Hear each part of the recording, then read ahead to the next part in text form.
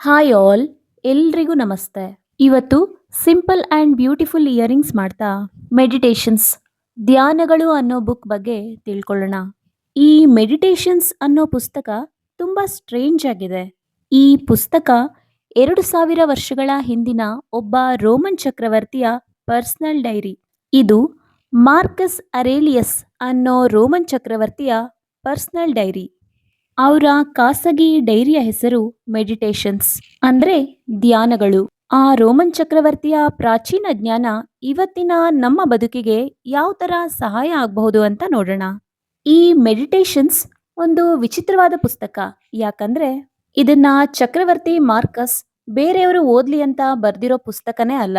ಈ ಪುಸ್ತಕ ಅವರಿಗೆ ಅವರೇ ಬರ್ಕೊಂಡಿರೋದು. ಅಂದ್ರೆ ಅವರ ಮನಸ್ಸಿನ ಗೊಂದಲಗಳನ್ನ ಸರಿ ಮಾಡ್ಕೊಳ್ಳೋಕೋಸ್ಕರ ಹೇಗೆ ನಮ್ಮ ಲೈಫ್ನ ಅದ್ಭುತವಾಗಿ ಕಟ್ಕೋಬಹುದು ಅನ್ನೋದ್ರ ಬಗ್ಗೆ ದಾರಿ ಹುಡ್ಕೋಕೆ ಈ ಪುಸ್ತಕವನ್ನ ಬರ್ದಿದ್ದಾರೆ. ನಾವು ಪರ್ಸನಲ್ ಡೈರಿ ಮೇಂಟೈನ್ ಮಾಡ್ತೀವಲ್ವಾ, ಹಾಗೆ ಈ ಪುಸ್ತಕ ತನಗಾಗೆ ಬರ್ದಿರೋದ್ರಿಂದ ಯಾವುದೇ ತರ ತೋರಿಕೆಗಳಿಲ್ಲ, ಬದಲಾಗಿ ಪ್ರಾಮಾಣಿಕತೆ ಇದೆ. ಆ ಕಾಲದಲ್ಲಿ ತುಂಬಾ ಪವರ್ಫುಲ್ ವ್ಯಕ್ತಿಗಳಲ್ಲಿ ಒಬ್ಬ ತನ್ನೊಳಗೆ ನಡೆಸಿದ ಮಾತುಕತೆ ಈ ಪುಸ್ತಕ. ಈ ಪುಸ್ತಕವನ್ನ ಬರಿಬೇಕಾದ್ರೆ ಪಬ್ಲಿಷ್ ಮಾಡೋ ಯಾವುದೇ ತರ ಯೋಚನೆಗಳಿರ್ಲಿಲ್ಲ. ಆದ್ರೆ ಇವತ್ತಿಗೆ ಇದು ಲಕ್ಷಾಂತರ ಜನಕ್ಕೆ ದಾರಿದೀಪವಾಗಿದೆ. ಒಬ್ಬ ವ್ಯಕ್ತಿ ಧೈರ್ಯವಾಗಿ, ಶಾಂತವಾಗಿ, ದಯೆಯಿಂದ, ಕರುಣೆಯಿಂದ ಬದುಕೋದು ಹೇಗೆ, ತನ್ನ ಮನಸ್ಸಿನ ಮೇಲೆ ಕಂಟ್ರೋಲನ್ನ ಹೇಗ್ ಸಾಧಿಸೋದು ಅನ್ನೋದ್ರ ಬಗ್ಗೆ ಈ ಪುಸ್ತಕ ತುಂಬಾ ಬ್ಯೂಟಿಫುಲ್ ಆಗಿ ಎಕ್ಸ್ಪ್ಲೈನ್ ಮಾಡುತ್ತೆ. ಸೊ ಇವತ್ತು ಈ ರೋಮನ್ ಚಕ್ರವರ್ತಿಯ ಪರ್ಸನಲ್ ಯೋಚನೆಗಳನ್ನ ನಮ್ಮ ಜೀವನಕ್ಕೆ ಹೇಗೆ ಅಳವಡಿಸ್ಕೊಳ್ಳೋದು ಅನ್ನೋದನ್ನ ನೋಡೋಣ. ಈಗ ಫಸ್ಟಿಗೆ ನಮ್ಮ ಮೈಂಡ್ಗೆ ಬರೋ ಕ್ವೆಶ್ಚನ್ ಏನು ಅಂದ್ರೆ, ಈ ಮಾರ್ಕಸ್ ಅರೇಲಿಯಸ್ ಎಂಬ ರೋಮನ್ ಚಕ್ರವರ್ತಿ ಹೇಗೆ ತತ್ವಜ್ಞಾನಿ ಆದ್ರು ಅಂತ. ಇವರು ಕ್ರಿಸ್ತಶಕ ಸುಮಾರು 160ರಿಂದ 180ರವರೆಗೆ ರೋಮ್ ಸಾಮ್ರಾಜ್ಯದ ಚಕ್ರವರ್ತಿ. ಅಂದ್ರೆ ಆ ಕಾಲಕ್ಕೆ ತುಂಬಾ ಶಕ್ತಿಶಾಲಿ, ಪವರ್ಫುಲ್ ವ್ಯಕ್ತಿಗಳಲ್ಲಿ ಒಬ್ರಾಗಿದ್ರು. ಆದ್ರೆ ಇಲ್ಲಿ ಗಮನಿಸಬೇಕಾಗಿರೋ ಅಂಶ ಏನು ಅಂದ್ರೆ, ಅವರು ಬರ್ದಿರೋ ಪುಸ್ತಕದಲ್ಲಿ ಯಾವುದೇ ತರ ಅಹಂಕಾರ ಇಲ್ಲ. ಅಂದ್ರೆ ಅವರ ಶ್ರೀಮಂತಿಕೆಯ ಬಗ್ಗೆ ಇರ್ಬೋದು, ಅಥವಾ ಅಷ್ಟು ಯುದ್ಧಗಳನ್ನ ಗೆದ್ದೆ ಅನ್ನೋ ಅಹಂಕಾರ ಇರ್ಬೋದು, ಅಥವಾ ಅವರ ಸಾಮ್ರಾಜ್ಯಗಳ ವಿಸ್ತಾರದ ಬಗ್ಗೆ ಯಾವುದೇ ವಿಷಯಗಳನ್ನ ಈ ಪುಸ್ತಕದಲ್ಲಿ ಉಲ್ಲೇಖಿಸಿಲ್ಲ. ಬದಲಿಗೆ ವಿನಯ, ತಾಳ್ಮೆ, ಸೆಲ್ಫ್ ಕಂಟ್ರೋಲ್ ಬಗ್ಗೆ ಈ ಪುಸ್ತಕದಲ್ಲಿ ಮಾತಾಡ್ತಾರೆ. ಇಲ್ಲೇ ತಿಳಿಯುತ್ತೆ ನೋಡಿ, ಅವರು ಚಕ್ರವರ್ತಿಯಾದ್ರೂ ತನ್ನ ಪವರ್ಸ್ಗಿಂತ ಜಾಸ್ತಿ ತನ್ನ ಜೀವನವನ್ನ ಹೇಗೆ ಒಳ್ಳೆ ರೀತಿ ಕಟ್ಕೋಬೇಕು ಅನ್ನೋದ್ರ ಬಗ್ಗೆ ಕಾನ್ಸಂಟ್ರೇಟ್ ಮಾಡಿದ್ದಾರೆ. ಅವರು ತುಂಬಾ ಪವರ್ಫುಲ್ ವ್ಯಕ್ತಿ, ಅಫ್ಕೋರ್ಸ್ ಒಬ್ಬ ಚಕ್ರವರ್ತಿ. ಆದ್ರೂ ಅವ್ರ ಲೈಫ್ ಏನು ಹೂವಿನ ಹಾಸಿಗೆ ಆಗಿರ್ಲಿಲ್ಲ. ಅವರು ಚಕ್ರವರ್ತಿ ಆಗಿದ್ದಾಗ ತುಂಬಾ ಯುದ್ಧಗಳು ನಡೀತಿದ್ವಂತೆ. ಮತ್ತು ಅವರು ಚಕ್ರವರ್ತಿ ಆಗಿರೋ ಕಾಲದಲ್ಲಿ ಅವರ ಸಾಮ್ರಾಜ್ಯದೊಳಗೆ ಪ್ಲೇಗ್ನಂತಹ ಸಾಂಕ್ರಾಮಿಕ ಮತ್ತು ಮಾರಣಾಂತಿಕ ರೋಗಗಳು ಕೂಡ ಹರಡಿದ್ವಂತೆ. ಮತ್ತೆ ಕೆಲವು ಪರ್ಸನಲ್ ಆಗಿ ನಷ್ಟಗಳು, ಮತ್ತೆ ಹತ್ರದವರಿಂದಲೇ ಮೋಸ, ನಂಬಿಕೆ ದ್ರೋಹ, ಹೀಗೆ ನೋಡಿ ಇಷ್ಟೆಲ್ಲ ಕಷ್ಟಗಳನ್ನ ಅವರು ಎದುರಿಸಲೇಬೇಕಾಯ್ತು. ಒಬ್ಬ ಚಕ್ರವರ್ತಿಯಾಗಿ ತುಂಬಾ ತರಹ ಚಾಲೆಂಜಸ್ಗಳನ್ನ ಅವರು ಒಟ್ಟಿಗೆ ನೋಡ್ಬಿಟ್ರು. ಇಂಥ ಟೈಮಲ್ಲಿ ಮೆಂಟಲ್ ಬ್ಯಾಲೆನ್ಸ್ ತುಂಬಾ ಇಂಪಾರ್ಟೆಂಟ್ ಅಲ್ವಾ. ಒಬ್ಬ ವ್ಯಕ್ತಿ ಫಿಸಿಕಲ್ ಆಗಿ ಎಷ್ಟು ಶಕ್ತಿಶಾಲಿ ಆಗಿದ್ರು, ಎಷ್ಟು ಶ್ರೀಮಂತ ಆಗಿದ್ರು, ಅವನು ಮಾನಸಿಕವಾಗಿ ವೀಕ್ ಆಗಿದ್ರೆ ಜೀವನ ನಡೆಸೋದು ತುಂಬಾ ಕಷ್ಟ. ಇಂಥದ್ದೊಂದು ಟಫ್ ಸಿಚುವೇಶನ್ಸ್ ಅಲ್ಲಿ ಮನಸ್ಸಿನ ಬ್ಯಾಲೆನ್ಸ್ ಅನ್ನ ಕಾಪಾಡಿಕೊಂಡು ಸರಿಯಾದ ದಾರಿಯಲ್ಲಿ ನಡೆಯೋದಕ್ಕೆ ಅವರು ಸ್ಟೋಯಿಕ್ ಫಿಲಾಸಫಿಯನ್ನ ಒಂದು ದಿಕ್ಸೂಚಿ ತರ ಬಳಸ್ಕೊಂಡ್ರು. ಇಲ್ಲಿ ಒಂದು ಇಂಪಾರ್ಟೆಂಟ್ ಪಾಯಿಂಟ್ ಏನು ಅಂದ್ರೆ, ಈ ಮೆಡಿಟೇಷನ್ಸ್ ಫಿಲಾಸಫಿ ಇದೆಯಲ್ವಾ, ಇದು ತನ್ನಲ್ಲಿ ತಾನೇ ಮಾತಾಡ್ಕೊಂಡಿರೋದು. ಈಗ ಹೊರಗಿನ ಜಗತ್ತಲ್ಲಿ ತುಂಬಾ ಚಾಲೆಂಜಸ್, ಅಡೆತಡೆಗಳು ಬಂದಾಗ ಹೇಗೆ ಒಳ್ಳೆ ರೀತಿಯಲ್ಲಿ ಬದುಕೋದು, ದಯೆಯಿಂದ, ಕರುಣೆಯಿಂದ ಮತ್ತು ಮೆಂಟಲಿ ಸ್ಟ್ರಾಂಗ್ ಆಗಿ ಹೇಗಿರ್ಬೇಕು ಅಂತ ತನಿಗ್ ತಾನೇ ನೆನಪಿಸ್ಕೊಳ್ಳೋಕೆ ಬರ್ದಿರೋ ಪುಸ್ತಕ ಇದು.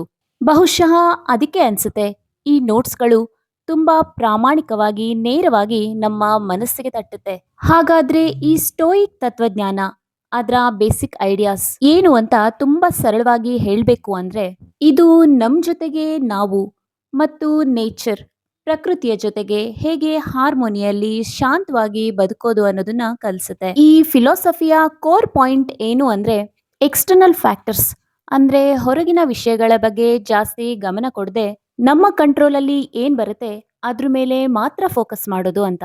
ಇಲ್ಲಿ ಸ್ಟೋಯಿಕ್ ಫಿಲಾಸಫಿಯ ಇಂಪಾರ್ಟೆಂಟ್ ಪಾಯಿಂಟ್ಸ್ ಏನು ಅಂದ್ರೆ, ಹೊರಗಿನ ಹವಾಮಾನ, ಹಣಕಾಸಿನ ಸ್ಥಿತಿಗತಿಗಳು ಅಥವಾ ಬೇರೆಯವರ ಬಿಹೇವಿಯರ್ಸ್ ಇವುಗಳ ಮೇಲೆ ನಮಗೆ ಕಂಟ್ರೋಲ್ ಇರಲ್ಲ ಸರಿ. ಆದ್ರೆ ಹೊರಗೆ ನಡೆಯೋ ಘಟನೆಗಳ ಮೇಲೆ ಹೇಗೆ ನಮ್ಮ ರಿಯಾಕ್ಷನ್ಸ್ ಇರುತ್ತೆ, ನಾವು ಹೇಗೆ ರಿಯಾಕ್ಟ್ ಮಾಡಬೇಕು ಅನ್ನೋದು ಮಾತ್ರ ಡೆಫಿನೆಟ್ ಆಗಿ ಕಂಟ್ರೋಲ್ ಅಲ್ಲಿ ಇರುತ್ತೆ ಅಲ್ವಾ. ಇಲ್ಲಿ ತಿಳ್ಕೊಳ್ಬೇಕಾಗಿರೋದು ಏನು ಅಂದ್ರೆ ನಮಗೆ ನಿಜವಾಗ್ಲೂ ಈ ಇನ್ನರ್ ಪೀಸ್, ಒಳಗಿನ ಶಾಂತಿ ಸಿಗೋದು ಹೊರಗಿನ ವಸ್ತುಗಳಿಂದಲ್ಲ, ಬದಲಿಗೆ ನಮ್ಮೊಳಗಿನ ಸದ್ಗುಣಗಳಿಂದ. ಅಂದ್ರೆ ಜ್ಞಾನ, ನ್ಯಾಯ, ಧೈರ್ಯ, ಸೆಲ್ಫ್ ಡಿಸಿಪ್ಲಿನ್ ಹೀಗೆ. ಹೊರಗಿನ ವಿಷಯಗಳಿಂದ ನಮಗೆ ಖುಷಿ ಸಿಗೋದೇ ಇಲ್ಲ ಅಂತಲ್ಲ, but it is temporary, permanent ಅಲ್ಲ ಅಂತ ಅಷ್ಟೇ. ಮತ್ತೆ ಜಗತ್ತಲ್ಲಿ ನಡೆಯೋದೆಲ್ಲ ಒಂದು ದೊಡ್ಡ ನ್ಯಾಚುರಲ್ ಸಿಸ್ಟಮ್ನ ಒಂದು ಭಾಗ. ಇಂತಹ ಚಾಲೆಂಜಸ್ಗಳನ್ನ ಅಪೋಸ್ ಮಾಡೋ ಬದಲು ಪ್ರೀತಿಯಿಂದ ಎಕ್ಸೆಪ್ಟ್ ಮಾಡ್ಕೊಂಡ್ರೆ ಒಳ್ಳೇದು. ಇದು ಕೇಳಕ್ಕೇನೋ ತುಂಬಾ ಸಿಂಪಲ್, ಬಟ್ ಪ್ರಾಕ್ಟೀಸಿಗೆ ತಗೊಂಡ್ ಬರೋದು ಸ್ವಲ್ಪ ಕಷ್ಟನೇ. ಹೊರಗಿನ ಪರಿಸ್ಥಿತಿಯಲ್ಲಿ ನಮ್ಮೊಳಗಿನ ಮನಸ್ಥಿತಿಯನ್ನ ಕಂಟ್ರೋಲ್ ಮಾಡಬಹುದು ಅನ್ನೋದೇ ಒಂದು ದೊಡ್ಡ ಚಾಲೆಂಜ್. ಅದಕ್ಕೆ ಮಾರ್ಕಸ್ ಅವರು ಒಂದು ಮಾತು ಹೇಳ್ತಾರೆ, ನಿಮ್ಮ ಮನಸ್ಸಿನ ಮೇಲೆ ನಿಮ್ಗೆ ಕಂಟ್ರೋಲ್ ಇರುತ್ತೆ, ಆದ್ರೆ ಹೊರಗಿನ ಘಟನೆಗಳ ಮೇಲಲ್ಲ ಅಂತ. ಇದನ್ನ ಕ್ಲಿಯರ್ ಆಗಿ ನಾವು ಅರ್ಥ ಮಾಡ್ಕೊಂಡು ನಮ್ಮಲ್ಲಿರೋ ಪವರ್, ಶಕ್ತಿಯನ್ನ ಕಂಡ್ಕೊಳ್ಬೇಕು ಅನ್ನೋದೇ ಇಡೀ ಮೆಡಿಟೇಷನ್ಸ್ ಪುಸ್ತಕದ ಕೋರ್ ಪಾಯಿಂಟ್. ಆ ಇಂಟರ್ನಲ್ ಕಂಟ್ರೋಲ್ ಬಗ್ಗೆ ತಿಳ್ಕೊಳ್ಳೋದೇ ಒಂದು ದೊಡ್ಡ ಚಾಲೆಂಜ್. ಈ ಪುಸ್ತಕದಲ್ಲಿ ಮಾರ್ಕಸ್ ಇನ್ನೊಂದು ಇಂಪಾರ್ಟೆಂಟ್ ಪಾಯಿಂಟಿಗೆ ಫೋಕಸ್ ಮಾಡಿದ್ದಾರೆ, ಅದು ಜೀವನದ ಅನಿತ್ಯತೆ. ಲೈಫ್ ಈಸ್ ಆಲ್ವೇಸ್ ಅನ್ಸರ್ಟೈನ್ ಅಲ್ವಾ. ಜೀವನದಲ್ಲಿ ಎಲ್ಲವೂ ಟೆಂಪ್ರವರಿ, ಎಲ್ಲನೂ ಬದಲಾಗುತ್ತೆ ಅನ್ನೋ ವಿಷಯ. ಮಾರ್ಕಸ್ ಈ ಪುಸ್ತಕದಲ್ಲಿ ಜಾಸ್ತಿ ಇದಕ್ಕೆ ಯಾಕೆ ಫೋಕಸ್ ಮಾಡಿದ್ದಾರೆ, ಇದು ನಮ್ಮನ್ನ ಒಂಥರ ನಿರಾಶಾವಾದಿಗಳನ್ನಾಗಿ ಮಾಡಲ್ವಾ ಅನ್ನೋ ಕ್ವೆಶ್ಚನ್ ಎಲ್ರ ಮನಸ್ಸಲ್ಲಿ ಬರಬಹುದು. ಆದ್ರೆ ಮಾರ್ಕಸ್ ದೃಷ್ಟಿಯಲ್ಲಿ ಇದು ನಿರಾಶೆ ತರೋ ವಿಷಯ ಅಲ್ಲ, ಇದು ವಾಸ್ತವ. ಮತ್ತೆ ಇದು ನಮ್ಗೆ ಫ್ರೀಡಮ್ ಕೊಡುತ್ತೆ. ನಿರಾಶಾವಾದ ಅಲ್ಲ ಸರಿ, ಆದ್ರೆ ಇದು ನಮ್ಗೆ ಫ್ರೀಡಮ್ ಹೇಗೆ ಕೊಡುತ್ತೆ ಅನ್ನೋ ಕ್ವೆಶ್ಚನ್ ರೈಸ್ ಆಗ್ಬಹುದು ಇಲ್ಲಿ. ನೋಡಿ, ಇದ್ರರ್ಥ ದೊಡ್ಡ ದೊಡ್ಡ ಸಾಮ್ರಾಜ್ಯಗಳು ಅಂತ ಏನಿದ್ವು ಅವೆಲ್ಲ ಈಗ ಬಿದ್ದೋಗಿದೆ. ಹಾಗೆ ದೊಡ್ಡ ದೊಡ್ಡ ಹೀರೋಗಳ ಹೆಸರೇ ನಮಗೆ ಮರ್ತು ಹೋಗಿದಾವೆ ಅಲ್ವಾ. ಒಂದು ಕಾಲದಲ್ಲಿ ತುಂಬಾ ಸುಂದರವಾಗಿರೋರು, ಆರೋಗ್ಯವಾದ ದೇಹಗಳು, ವಯಸ್ಸಾಗಿ ಹೋಗಿದೆ. ಇದನ್ನೆಲ್ಲ ನೆನಪಿಸ್ಕೊಂಡ್ರೆ ನಮ್ಮ ಚಿಕ್ಕ ಪುಟ್ಟ ಸಮಸ್ಯೆಗಳು, ಕೋಪ ತಾಪಗಳು, ಚಿಂತೆಗಳು ಎಷ್ಟೊಂದು ಚಿಕ್ಕದು ಅಲ್ವಾ. ಮಾರ್ಕಸ್ ಅವ್ರಿಗವ್ರೇ ಕೇಳ್ಕೊಂಡಿರೋ ತುಂಬಾ ಇಂಪಾರ್ಟೆಂಟ್ ಕ್ವೆಶ್ಚನ್ ಇದೆ ಇಲ್ಲಿ. ಒಂದು ಕಾಲದಲ್ಲಿ ತುಂಬಾ ಸದ್ದು ಮಾಡಿದ, ಅಂದ್ರೆ ತುಂಬಾ ಫೇಮಸ್ ಆದ ವ್ಯಕ್ತಿಗಳ ಬಗ್ಗೆ ಯೋಚಿಸಿ, ಅವ್ರೀಗ ಎಲ್ಲಿದ್ದಾರೆ ಅಂತ. ಇದು ತುಂಬಾ ಯೋಚನೆ ಮಾಡೋ ವಿಷಯನೇ ಅಲ್ವಾ. ಅವರು ಮಾಡಿರೋ ಕೆಲಸ ಇರ್ಲಿ, ಅವರ ಹೆಸರುಗಳು ಕೂಡ ನಮ್ಗೆ ಮರ್ತು ಹೋಗಿದೆ. ಇದನ್ನೇ ಮಾರ್ಕಸ್ ಅವರು ಅನಿತ್ಯತೆ ಅಂತ ಹೇಳಿರೋದು. ಅನಿತ್ಯತೆ, ಅನ್ಸರ್ಟನಿಟಿ, ಇದರ ಅರಿವಿನಿಂದ ನಮಗೆ ನಿಜವಾದ ಪ್ರಯೋಜನವಾದ್ರೂ ಏನು. ಇಲ್ಲಿಂದಾನೇ ನೋಡಿ ಮ್ಯಾಟರ್ ಇಂಟ್ರೆಸ್ಟಿಂಗ್ ಆಗಿರೋದು. ಅಂದ್ರೆ ಎಲ್ಲವೂ ಕ್ಷಣಿಕ, ಟೆಂಪ್ರವರಿ ಅಂತ ನಾವು ಒಪ್ಕೊಂಡ್ಬಿಟ್ರೆ ಚಿಕ್ಕ ಪುಟ್ಟ ಕಿರಿಕಿರಿಗಳು, ಅವಮಾನಗಳು, ಸೋಲುಗಳು ನಮ್ಮನ್ನ ಅಷ್ಟು ಜಾಸ್ತಿ ಬಾಧಿಸಲ್ಲ. ನೆನ್ನೆ ಹೀಗಾಯ್ತಲ್ವಾ, ನಾಳೆ ಇನ್ನೇನ್ ಮಾಡೋದು ಅನ್ನೋ ಯೋಚನೆ ಬಿಟ್ಟು ಪ್ರೆಸೆಂಟ್ ಮೂಮೆಂಟ್, ಅಂದ್ರೆ ಈ ಕ್ಷಣದಲ್ಲಿ ಪೂರ್ತಿಯಾಗಿ ಬದುಕೋಕೆ ಇದು ಹೆಲ್ಪ್ ಮಾಡುತ್ತೆ. ಅದಕ್ಕೆ ಮಾರ್ಕಸ್ ಹೇಳ್ತಾರೆ, ನೀವೇನು ಇಲ್ಲಿ ಸಾವಿರಾರು ವರ್ಷ ಬದುಕೋ ತರ ವರ್ತಿಸ್ಬೇಡಿ. ಯಾವಾಗ ಸಾಧ್ಯ ಇದೆಯೋ, ಯಾವಾಗ ಸಮಯ ಇದೆಯೋ ಆಗ್ಲೇ ಒಳ್ಳೆ ಕೆಲ್ಸಗಳು ಮಾಡಿ. ಅಂದ್ರೆ ಟೈಮ್ ವೇಸ್ಟ್ ಮಾಡಬೇಡಿ, ಈ ಕ್ಷಣದಿಂದಲೇ ಸರಿಯಾಗಿ ಬದುಕೋಕೆ ಟ್ರೈ ಮಾಡಿ ಅಂತ. ಅಂದ್ರೆ ಎಕ್ಸ್ಟರ್ನಲ್ ಫ್ಯಾಕ್ಟರ್ಸ್ ಬಿಟ್ಟು ನಮ್ ಕಂಟ್ರೋಲಲ್ಲಿ ಏನ್ ಸಿಗುತ್ತೆ ಅದ್ರ ಕಡೆ ಮಾತ್ರ ಗಮನ ಕೊಡಿ ಅಂತ. ಅಂದ್ರೆ ಏನನ್ನ ಕಂಟ್ರೋಲ್ ಮಾಡಬಹುದು ಅದನ್ನ ಕಂಟ್ರೋಲ್ ಮಾಡಿ, ಏನನ್ನ ಕಂಟ್ರೋಲ್ ಮಾಡಕ್ಕೆ ಆಗಲ್ಲ ಅವುಗಳನ್ನ ಸುಮ್ನೆ ಸಮಾಧಾನದಿಂದ ಎಕ್ಸೆಪ್ಟ್ ಮಾಡೋದು ಅಷ್ಟೇ. ಅದಕ್ಕೆ ಮಾರ್ಕಸ್ ಈ ಪುಸ್ತಕದಲ್ಲಿ ಮತ್ತೆ ಮತ್ತೆ ಹೇಳ್ತಾರೆ, ನಮ್ಮ ಶಾಂತಿ, ನಮ್ಮ ಖುಷಿ ಇರೋದು ನಮ್ಮ ಯೋಚನೆಗಳು, ಥಾಟ್ ಪ್ಯಾಟರ್ನ್ಸ್ ಮತ್ತು ನಮ್ಮ ಆಯ್ಕೆಗಳು, ಹಾಗೆ ನಮ್ಮ ನಡತೆಯ ಮೇಲೆ ಗಮನ ಕೊಡೋದ್ರಲ್ಲಿ ಅಂತ. ಅದನ್ನ ಬಿಟ್ಟು ಹೊರಗಿನ ವಿಷಯಗಳು, ಬೇರೆಯವರು ಏನ್ ಹೇಳ್ತಾರೆ, ನಮ್ಮ ಲಕ್ ಹೇಗಿದೆ, ಬದಲಾಗೋ ನಮ್ಮ ಪರಿಸ್ಥಿತಿಗಳು, ಇವೆಲ್ಲ ನಮ್ ಕಂಟ್ರೋಲಲ್ಲಿ ಇಲ್ವೇ ಇಲ್ಲ. ಅವರ ಒಂದು ಮಾತು, ನಮ್ಮ ಜೀವನದ ಸಂತೋಷವು ನಮ್ಮ ಆಲೋಚನೆಗಳ ಗುಣಮಟ್ಟವನ್ನು ಅವಲಂಬಿಸಿರುತ್ತೆ ಅಂತ. ಅವರ ಒಂದು ಪವರ್ಫುಲ್ ಮಾತಿದೆ, ಅಂದ್ರೆ ನಮ್ಮ ಜೀವನವನ್ನ ರೂಪಿಸೋದು ಘಟನೆಗಳು ಅಥವಾ ಸಿಚುವೇಶನ್ಸ್ ಅಲ್ಲ, ಆ ಘಟನೆಗಳ ಬಗ್ಗೆ ನಾವು ಏನು ಯೋಚಿಸ್ತೀವಿ ಅನ್ನೋದು. ಅಂದ್ರೆ ನಮ್ಮ ಇಮೋಷನಲ್ ಸ್ಟೇಟಿಗೆ ನಾವೇ ರೆಸ್ಪಾನ್ಸಿಬಲ್ ಅನ್ನೋದು ಇಲ್ಲಿ ಕ್ಲಿಯರ್ ಆಗುತ್ತೆ. ನಮ್ಮ ಲೈಫಲ್ಲಿ ಟಫ್ ಸಿಚುವೇಶನ್ಸ್ ಬಂದಾಗ ಅಯ್ಯೋ ನನಗೆ ಯಾಕೆ ಹೀಗಾಯ್ತು ಅನ್ನೋ ಸೆಲ್ಫ್ ಸಿಂಪತಿನ ಬಿಟ್ಟು, ಸರಿ ಈಗ ಆಗಿರೋದು ಆಗೋಯ್ತು, ನನ್ನ ಹತ್ರ ಈಗ ಏನು ಬೆಸ್ಟ್ ಆಪ್ಷನ್ಸ್ ಇದೆ, ನಾನು ಈ ಸಿಚುವೇಶನ್ಸ್ನ ಹೇಗೆ ಫೇಸ್ ಮಾಡ್ಬೋದು ಅನ್ನೋದನ್ನ ಯೋಚಿಸೋದು. ಇವರ ಪುಸ್ತಕದಲ್ಲಿ ಮಾರ್ಕಸ್ ಅವರು ಡಿಸಿಪ್ಲಿನ್ ಆಫ್ ಪರ್ಸೆಪ್ಷನ್, ಗ್ರಹಿಕೆಯ ಹಾದಿ ಅನ್ನೋ ಹೊಸ ಪದವನ್ನ ಬಳಸ್ತಾರೆ.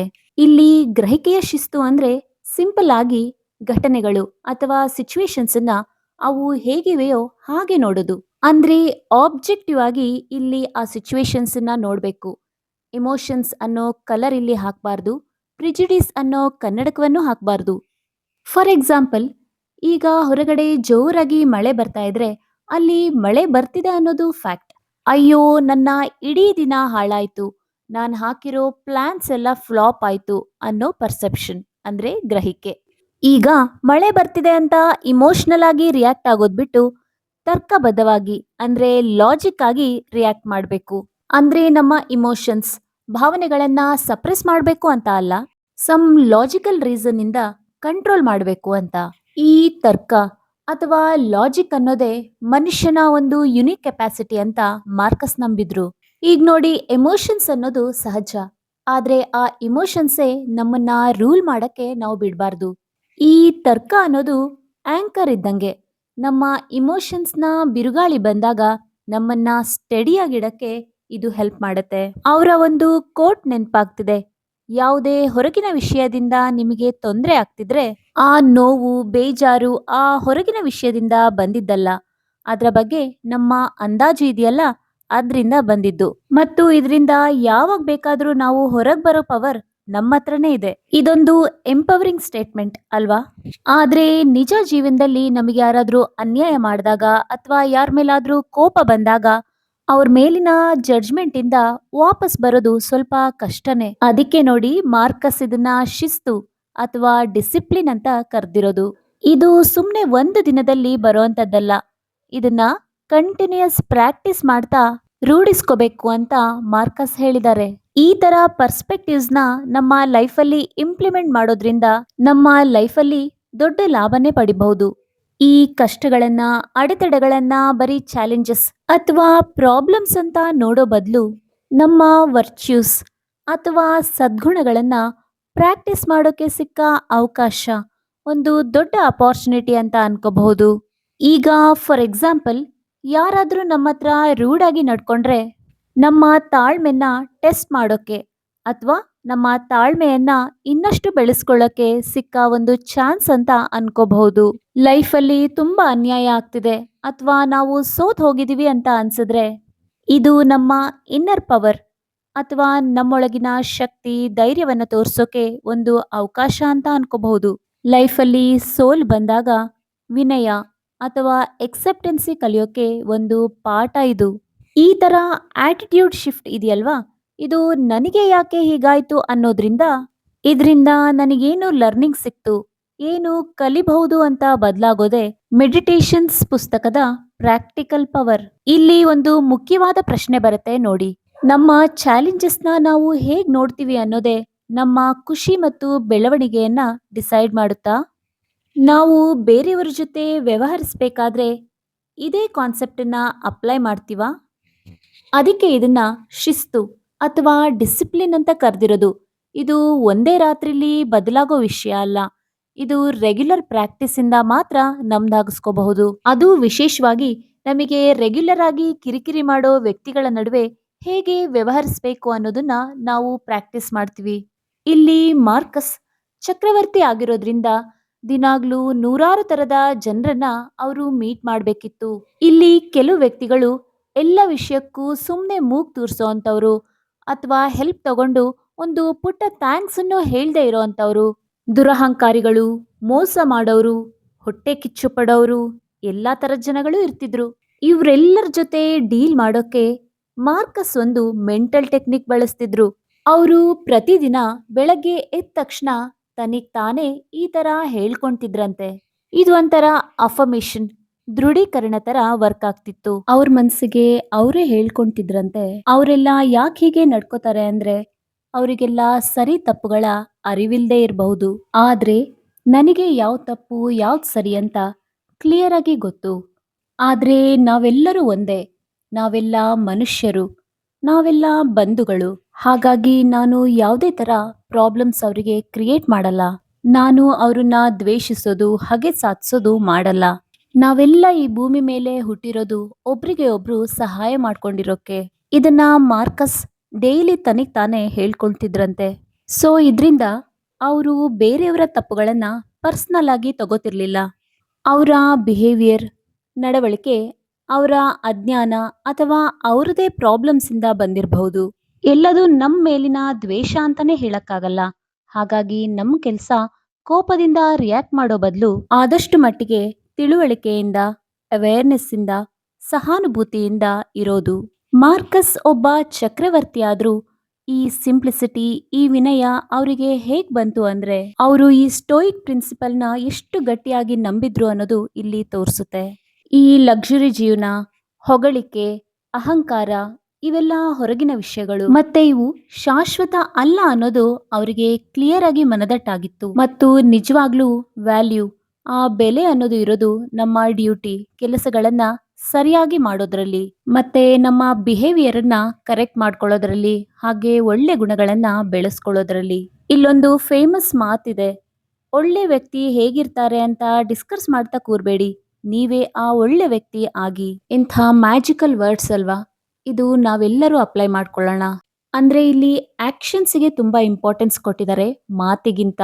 ಇಲ್ಲಿ ಚಕ್ರವರ್ತಿ ಮಾರ್ಕಸ್ ಅವರ ಥಾಟ್ ಹೇಗಿತ್ತು ಅಂದ್ರೆ, ಲೀಡರ್ಶಿಪ್ ಅಂದ್ರೆ ಅಧಿಕಾರ ನಡೆಸೋದಲ್ಲ, ಬದಲಿಗೆ ಸಮಾಜದ ಒಳ್ಳೇದಕ್ಕೋಸ್ಕರ ಜವಾಬ್ದಾರಿಯನ್ನ ತಗೊಳ್ಳೋದು ಅಂತ ಅವರು ಅನ್ಕೊಂಡಿದ್ರು. ಚಿಕ್ಕ ಪುಟ್ಟ ವಿಷಯಗಳಲ್ಲಿ ಖುಷಿ ಪಡೋದು, ತೃಪ್ತಿಯಿಂದ ಇರೋದು, ಸಕ್ಸಸ್ ಬಂದಾಗ ವಿನಯದಿಂದ ಇರೋದು, ಹೊರಗೆ ಜನ ಏನ್ ಹೇಳ್ತಾರೆ ಅನ್ನೋದಕ್ಕೆ ಜಾಸ್ತಿ ಟೆನ್ಷನ್ ಮಾಡ್ಕೊಳ್ದೆ ತಮ್ಮೊಳಗೆ ಜಾಸ್ತಿ ಫೋಕಸ್ ಮಾಡೋದು. ಇದನ್ನ ಮಾರ್ಕಸ್ ಒಂದಿನ ಫಾಲೋ ಮಾಡಿ ಮತ್ತೊಂದಿನ ಮರ್ತ್ ಹೋಗ್ತಿರ್ಲಿಲ್ಲ. ಅದನ್ನ ಅವರು ತಮಿಗ್ ತಾವೇ ಮತ್ತೆ ಮತ್ತೆ ರಿಮೈಂಡ್ ಮಾಡ್ಕೋತಾ ಇದ್ರು. ಅವರ ಇನ್ನೊಂದು ಇಂಪಾರ್ಟೆಂಟ್ ಪಾಯಿಂಟ್ ಏನು ಅಂದ್ರೆ, ನಾವು ಕೇಳೋದೆಲ್ಲ ಒಂದು ಒಪಿನಿಯನ್, ಅಭಿಪ್ರಾಯ, ಮತ್ತು ನಾವು ನೋಡೋದೆಲ್ಲ ಅವರವರ ದೃಷ್ಟಿಕೋನದಿಂದ. ಹಾಗಾಗಿ ಅವೆಲ್ಲ ಯಾವಾಗ್ಲೂ ಸತ್ಯವಾಗೇ ಇರಬೇಕು ಅಂತ ಏನಿಲ್ಲ.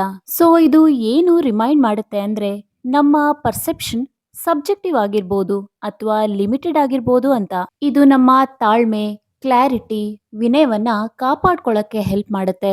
ಮತ್ತೊಂದು ಇಂಪಾರ್ಟೆಂಟ್ ಡಿಸ್ಕಷನ್ ಈ ಪುಸ್ತಕದಲ್ಲಿ ಏನು ಅಂದ್ರೆ, ಸಾವಿನ ಬಗ್ಗೆ ಅವರ ಯೋಚನೆ ಹೇಗಿತ್ತು ಅಂತ. ಸಾಮಾನ್ಯವಾಗಿ ಸಾವು ಅಂದ್ರೆ ಯಾರಿಗೆ ಭಯ ಆಗೋದಿಲ್ಲ ಹೇಳಿ, ಆದ್ರೆ ಮಾರ್ಕಸ್ ಸಾವನ್ನ ಭಯದಿಂದ ನೋಡ್ಲಿಲ್ಲ. ಮಾರ್ಕಸ್ ಸಾವನ್ನ ನಮ್ಮ ಲೈಫ್, ಜೀವನದ ಒಂದು ನ್ಯಾಚುರಲ್ ಪಾರ್ಟ್, ಅದನ್ನ ತಪ್ಸೋಕ್ ಆಗೋದಿಲ್ಲ ಅಂತ ಕ್ಲಿಯರ್ ಆಗಿ ಅರ್ಥ ಮಾಡ್ಕೊಂಡಿದ್ರು. ಮತ್ತು ಪ್ರಕೃತಿಗೆ ವಾಪಸ್ ಹೋಗೋ ಒಂದು ಪ್ರೋಸೆಸ್ ಅಂತ ಕಾಮ್ ಆಗಿ ಎಕ್ಸೆಪ್ಟ್ ಮಾಡಿದ್ರು. ಮರದಿಂದ ಎಲೆಗಳು ಉದ್ರಿ ಮತ್ತೆ ಮಣ್ಣಿಗೆ ಸೇರುತ್ತಲ್ವಾ, ಹಾಗೆ ನಮ್ಮ ಎಕ್ಸಿಸ್ಟೆನ್ಸ್ ಅಥವಾ ಇರುವಿಕೆಯು ಈ ದೊಡ್ಡ ವಿಶ್ವಚಕ್ರದ ಒಂದು ಪುಟ್ಟ ಭಾಗ ಅಷ್ಟೇ. ಮಾರ್ಕಸ್ ಹೇಳ್ತಾರೆ, ನಾವು ಸಾವಿಗೆ ಭಯ ಪಡೋದಕ್ಕಿಂತ ಬದುಕಿದ್ದಾಗ ಸರಿಯಾಗಿ ಬದುಕ್ಲಿಲ್ವಲ್ಲ ಅಂತ ಚಿಂತೆ ಪಡ್ಬೇಕಂತೆ. ಅವ್ರು ಹೇಳ್ತಾರೆ, ಒಬ್ಬ ಮನುಷ್ಯ ಸಾವಿಗೆ ಹೆದರಬಾರ್ದು, ಆದ್ರೆ ಇನ್ನು ನಾವು ಸರಿಯಾಗಿ ಬದುಕಕ್ಕೆ ಸ್ಟಾರ್ಟ್ ಮಾಡಿಲ್ಲ ಅಂತ ಹೆದರ್ಬೇಕಂತೆ. ಈ ಮಾತು ನಿಜವಾಗ್ಲೂ ನಮಗ್ ನಾವೇ ಹೇಗ್ ಬದುಕ್ತಿದೀವಿ ಅಂತ ಕ್ವೆಶ್ಚನ್ ಮಾಡ್ಕೊಳ್ಳೋ ಹಾಗೆ ಮಾಡುತ್ತೆ. ಸೊ ಸಾವಿನ ಅನಿವಾರ್ಯತೆಯನ್ನ ನಾವು ಒಪ್ಕೊಂಡ್ರೆ ಬಹುಶಃ ನಾವು ಎಷ್ಟು ವರ್ಷ ಬದುಕಿದ್ವಿ ಅನ್ನೋದಕ್ಕಿಂತ ಇಷ್ಟು ವರ್ಷ ಹೇಗ್ ಬದುಕಿದ್ವಿ, ಹೇಗೆ ಪ್ರೀತಿಸಿದ್ವಿ, ಹೇಗೆ ಸೇವೆ ಮಾಡಿದ್ವಿ ಅನ್ನೋ ಕ್ವಾಲಿಟಿ ಮೇಲೆ ಜಾಸ್ತಿ ಫೋಕಸ್ ಮಾಡ್ತೀವಿ. ಈ ಎಲ್ಲ ಯೋಚನೆಗಳಿಂದ ಮಾರ್ಕಸ್ ನಮ್ಮ ಗಮನವನ್ನ ನಮ್ಮ ಒಳಗಡೆ ಸೆಳೆಯುತ್ತಾರೆ. ಅವರು ಮನಸ್ಸನ್ನ ಒಂದು ಆಂತರಿಕ ಕೋಟೆ ಅಂತ ಹೇಳ್ತಾರೆ. ಅಂದ್ರೆ ನಮ್ಮ ಮನಸ್ಸೊಳಗೆ ಒಂದು ಸೇಫ್ ಆದ ಜಾಗ ಇದೆ, ಅಂದ್ರೆ ಒಂದು ಸೇಫ್ ಆದ ಕೋಟೆ ಇದೆ. ಹೊರಗಡೆ ಎಷ್ಟೇ ಗಲಾಟೆ ಇರ್ಲಿ, ಎಷ್ಟೇ ಗೊಂದಲಗಳಿರ್ಲಿ, ನಾವು ನಮ್ಮೊಳಗಿನ ಮನಸ್ಸಿನ ಕೋಟೆಗೆ ವಾಪಸ್ ಹೋಗಿ ಶಾಂತಿ, ಕ್ಲಾರಿಟಿ ಮತ್ತು ಸ್ಟೆಬಿಲಿಟಿಯನ್ನ ಕಂಡ್ಕೋಬಹುದು. ಅವ್ರು ಹೇಳ್ತಾರೆ, ನಾವೆಷ್ಟೇ ದೂರ ಹೋದ್ರೂ ನಮ್ಮ ಸ್ವಂತ ಆತ್ಮಕ್ಕಿಂತ ಹೆಚ್ಚು ಶಾಂತಿಯುತವಾದ ಅಥವಾ ತೊಂದರೆಗಳಿಂದ ಮುಕ್ತವಾದ ಜಾಗ ಇನ್ನೊಂದಿಲ್ಲ ಅಂತ. ಇದರರ್ಥ ನಮ್ಮ ನಿಜವಾದ ಶತ್ರುಗಳು ಅಥವಾ ಪ್ರಾಬ್ಲಮ್ಸ್, ಚಾಲೆಂಜಸ್ ಹೊರಗೆಲ್ಲೂ ಇಲ್ಲ, ಅವೆಲ್ಲ ನಮ್ಮೊಳಗೆ ಇವೆ. ಅಂದ್ರೆ ನಮ್ಮ ಕಂಟ್ರೋಲೇ ಮಾಡಕ್ಕಾಗದೇ ಇರೋ ಯೋಚನೆಗಳು, ಭಯಗಳು ಮತ್ತು ಆಸೆಗಳು. ಹಾಗಾಗಿ ನಮ್ಮ ಮನಸ್ಸಿನ ಕೋಟೆಯನ್ನ ನಾವು ಸ್ಟ್ರಾಂಗ್ ಮಾಡ್ಕೊಂಡ್ರೆ ಹೊರಗಿನ ಯಾವುದೇ ವಿಷಯ ನಮ್ಮನ್ನ ನಿಜವಾಗ್ಲೂ ಅಲ್ಲಾಡ್ಸಕ್ಕೆ ಆಗಲ್ಲ. ಇದು ಮತ್ತೆ ಅದೇ ಬೇಸಿಕ್ ಪ್ರಿನ್ಸಿಪಲ್ಗೆ ಬರುತ್ತೆ. ಅಂದ್ರೆ ನಮ್ಮ ಮನಸ್ಸಿನ ಮೇಲೆ ನಾವು ಕಂಟ್ರೋಲನ್ನ ಸಾಧಿಸ್ಕೋಬಹುದು ಅಂತ. ಸೊ ಹಾಗಾಗಿ ಈ ಮಾರ್ಕಸ್ ಪ್ರಕಾರ ನಮ್ಮ ಲೈಫ್ನ ಅಲ್ಟಿಮೇಟ್ ಏಮ್ ಉದ್ದೇಶವಾದ್ರೂ ಏನು ಅನ್ನೋ ಕ್ವೆಶನ್ಗೆ ಆನ್ಸರ್ ಅವರಿಗೆ ಜೀವನದ ಉದ್ದೇಶ ತುಂಬಾ ಸಿಂಪಲ್ ಮತ್ತೆ ಕ್ಲಿಯರ್ ಆಗಿತ್ತು. ಒಳ್ಳೆ ಗುಣ ಅಂದ್ರೆ ಸದ್ಗುಣಗಳನ್ನ ರೂಢಿಸ್ಕೊಳ್ಳೋದು, ಅದ್ರ ಪ್ರಕಾರನೇ ಬದುಕೋದು. ತರ್ಕ ಅಂದ್ರೆ ಲಾಜಿಕಲ್ ಥಿಂಕಿಂಗ್, ನ್ಯಾಯ, ಧೈರ್ಯ, ಸೆಲ್ಫ್ ಡಿಸಿಪ್ಲಿನ್ ಇಂದ ಇರೋದು, ಬೇರೆಯವರಿಗೆ ನಮ್ಮ ಕೈಲಾದಷ್ಟು ಸಹಾಯ ಮಾಡೋದು, ಮತ್ತೆ ಪ್ರಕೃತಿ ಏನ್ ಕೊಡುತ್ತೋ ಅದನ್ನ ಪ್ರೀತಿಯಿಂದ ಎಕ್ಸೆಪ್ಟ್ ಮಾಡೋದು. ಸಾಗೋ ದಾರಿಲಿ ಕಷ್ಟ ಆದ್ರೂ ಪಾಪ್ಯುಲರ್ ಆಗ್ಲಿಲ್ಲ ಅಂದ್ರೂ ಯಾವುದು ಸರಿನೋ ಅದನ್ನೇ ಮಾಡೋದು, ಅದನ್ನೇ ಸದ್ಗುಣ ಅಂತ ಹೇಳೋದು. ಅದು ನಿಜವಾಗ್ಲೂ ಸತ್ಯವಾಗಿದ್ರೆ ಅಥವಾ ಪ್ರಾಮಾಣಿಕವಾಗಿದ್ರೆ ಅದು ಶಾಶ್ವತವಾಗಿ ಪ್ರತಿಧ್ವನಿಸುತ್ತೆ. ಇದು ನಾವು ಮಾಡೋ ಪ್ರತಿಯೊಂದು ಕೆಲಸಕ್ಕೂ ಒಂದು ಗಂಭೀರತೆ ಮತ್ತು ಜವಾಬ್ದಾರಿಯನ್ನ ತಂದ್ಕೊಡುತ್ತೆ. ಹಾಗೆ ಅವ್ರು ಹೇಳ್ತಾರೆ, ನಾವು ಶುರು ಮಾಡೋ ಪ್ರತಿದಿನನೂ ಗ್ರ್ಯಾಟಿಟ್ಯೂಡ್ ಕೃತಜ್ಞತೆಯಿಂದ ಶುರು ಮಾಡಬೇಕು.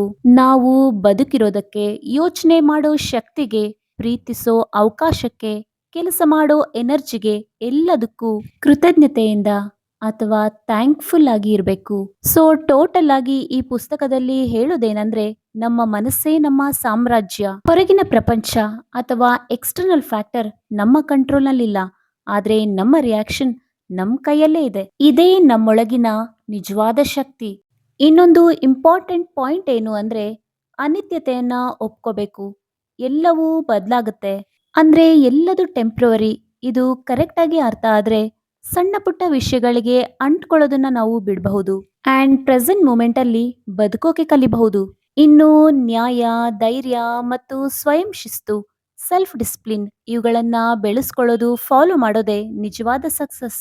ಮತ್ತೆ ಇನ್ನೊಬ್ರ ಜೊತೆ ಸಹಾನುಭೂತಿಯಿಂದ ಮತ್ತು ತಿಳುವಳಿಕೆಯಿಂದ ಇರಬೇಕು, ಯಾಕಂದ್ರೆ ಅವರಿಗೂ ಅವ್ರದೇ ಆದ ಚಾಲೆಂಜಸ್ ಇರುತ್ತೆ. ದ್ವೇಷದ ಭಾವನೆಗಿಂತ ಸಹಾನುಭೂತಿ, ಸಹಕಾರ ಮುಖ್ಯ. ನೆಕ್ಸ್ಟ್ ಒನ್, ಪಾಸ್ಟ್ ಮುಗ್ದೋಗಿದೆ, ಫ್ಯೂಚರ್ ಇನ್ನೂ ಬಂದಿಲ್ಲ. ನಮ್ಮ ಹತ್ರ ನಿಜವಾಗ್ಲೂ ಇರೋ ಒಂದೇ ಟೈಮ್ ಅಂದ್ರೆ ಪ್ರೆಸೆಂಟ್ ಮೂಮೆಂಟ್, ಈ ಕ್ಷಣ. ಸೊ ಟೋಟಲಿ ಮೆಡಿಟೇಷನ್ಸ್ ಅನ್ನೋ ಈ ಪುಸ್ತಕ ಬರೀ ಪುಸ್ತಕ ಅಲ್ಲ, ಇದೊಂದು ನಮ್ಮ ಆತ್ಮವನ್ನ ನಾವೇ ನೋಡ್ಕೊಳ್ಳೋ ಒಂದು ಕನ್ನಡಿ ಇದ್ದ ಹಾಗೆ. ಈ ಮಾರ್ಕಸ್ ಅವರ ಮೆಡಿಟೇಷನ್ಸ್ ಪುಸ್ತಕದ ತತ್ವವನ್ನ ನಾವು ಅಳವಡಿಸ್ಕೊಂಡು ಅದ್ರ ಜೊತೆ ನಾವು ಆನಾಪಾನಸತಿ ಮೆಡಿಟೇಷನ್ ಅಂದ್ರೆ ಧ್ಯಾನವನ್ನ ಮಾಡಿದ್ರೆ ನಿಜವಾಗ್ಲೂ ನಮ್ಮ ಲೈಫ್ ಮ್ಯಾಜಿಕಲ್ ಆಗಿ ಕನ್ವರ್ಟ್ ಆಗುತ್ತೆ. ನಮ್ಮ ಉಸಿರಿನ ಕಡೆ ಗಮನ ಕೊಡ್ತಾ ಕೊಡ್ತಾ ಆ ಅವೇರ್ನೆಸ್, ಜಾಗೃತಿ ಅನ್ನೋದು ತನ್ನಿಂತಾನೇ ಕ್ರಿಯೇಟ್ ಆಗುತ್ತೆ. ಆಗ ಈ ಚಕ್ರವರ್ತಿ ಮಾರ್ಕಸ್ ಹೇಳಿರೋ ಸದ್ಗುಣಗಳನ್ನ ಮತ್ತೆ ಮತ್ತೆ ಬರ್ದಿಟ್ಕೊಂಡು ನೋಡ್ಬೇಕಾಗಿಲ್ಲ. ಆಟೋಮೆಟಿಕ್ ಆಗಿ ನಾವು ಮಾಡೋ ಕೆಲಸದಲ್ಲಿ, ನಾವು ಮಾಡೋ ಯೋಚನೆಗಳಲ್ಲಿ, ನಾವು ಮಾತಾಡೋ ವಿಷಯಗಳಲ್ಲಿ ಅವೇರ್ನೆಸ್ ತನ್ನಿಂತಾನೇ ಕ್ರಿಯೇಟ್ ಆಗುತ್ತೆ. ಸೊ ಫ್ರೆಂಡ್ಸ್, ನಾನ್ ಮಾಡಿರೋ ಜ್ಯುವೆಲರೀಸ್ ಮತ್ತೆ ನಾನು ಹೇಳಿರೋ ಪುಸ್ತಕದ ಸಮ್ಮರಿ ಇಷ್ಟ ಆದ್ರೆ ನನ್ನ ಚಾನೆಲ್ನ ಸಬ್ಸ್ಕ್ರೈಬ್ ಮಾಡಿ ಆ್ಯಂಡ್ ಸಪೋರ್ಟ್ ಮಾಡಿ. Thank you. ಧ್ಯಾನದ ಬಗ್ಗೆ ಹೆಚ್ಚಿನ ಮಾಹಿತಿಗೆ PMC ಚಾನೆಲ್ ಸಬ್ಸ್ಕ್ರೈಬ್ ಮಾಡಿ, ಧ್ಯಾನವನ್ನು ಮಾಡಿ, ಧ್ಯಾನವನ್ನು ಹಂಚಿ. Thank you.